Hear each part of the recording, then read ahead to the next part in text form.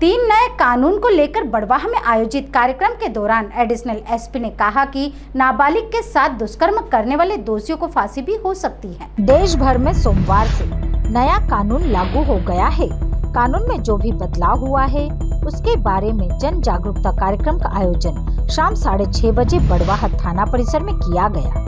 कार्यक्रम में additional SP ग्रामीण मनोहर सिंह बारिया, एसडीओपी अर्चना रावत, एसडीएम प्रताप आगासिया, टीआई निर्मल श्रीवास ने विस्तार से कानून के बारे में उपस्थित जनों को बताया।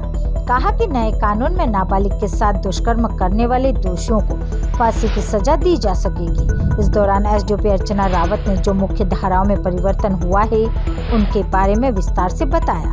साथ ही जो नए कानून लागू हुए हैं उनकी भी जानकारी दी। उन्होंने कहा कि अंग्रेजों के जमाने से चली आ रही धाराओं को बदलते जमाने के साथ परिवर्तन किया गया, जिसमें मुख्य रूप से ऐसे नियम परिवर्तन किए गए जिनकी सबसे अधिक आवश्यकता है।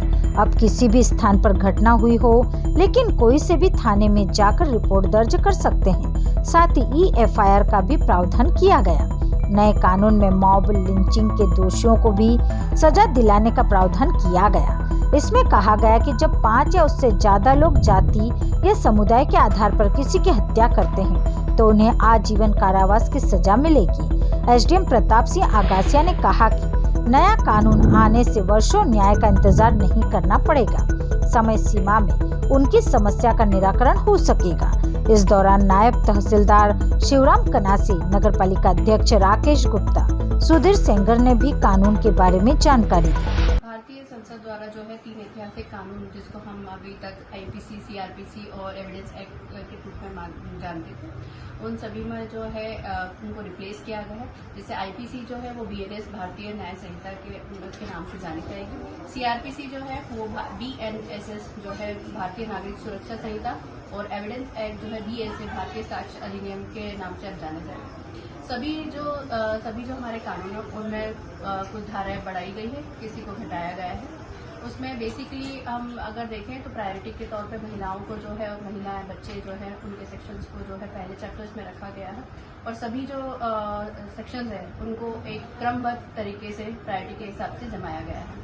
इसमें अगर हम लोगों के लिए जो देखें उनके हिसाब से EFIR जो है EFIR 0 FIR का प्रावधान किया गया है, जिसमें पब्लिक को जो है अब जो जुडिक्शन को लेके एक जो समस्या आती थी कि एक किसी भी जुडिक्शन में नहीं आते, उस चीज का जो समस्या है उसका समाधान हुआ है कि अगर वो जहाँ पे भी चाहे वहाँ पे अपनी FIR रजिस्टर करवा सकते हैं। संबंधित थाने को जो है वो उसको ट्रांसफर की जाएगी। इसमें सभी को जो है एक SMS के थ्रू उसकी जो भी क्राइम है उसके इन्वेस्टिगेशन की जो भी प्रोग्रेस है वो SMS के थ्रू भी उन लोगों को पहुंचाई जाएगी। इसमें महिला अपराध को लेकर भी कुछ चेंज हुआ?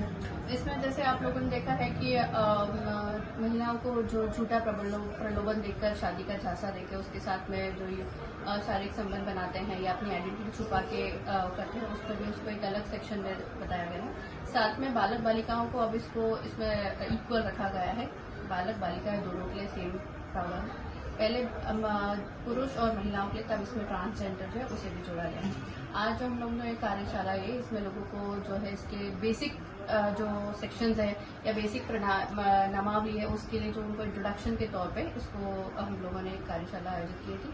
और ये जो तीनों कानून है वो 1 जुलाई 2024 से जो लागू हो चुके हैं। आम लोगों के लिए भी पुलिस विभाग इनकी जानकारी देने के लिए कुछ कार्यशाला आयोजित करेगा या मोहल्ला बैठक लेगा कुछ? जैसे जैसे हम लोगों को मौका मिलेगा हम लोग मोहल्ला मीटिंग ली जाएगी, इसमें जैसे ट्रेनिंग दी जाएगी।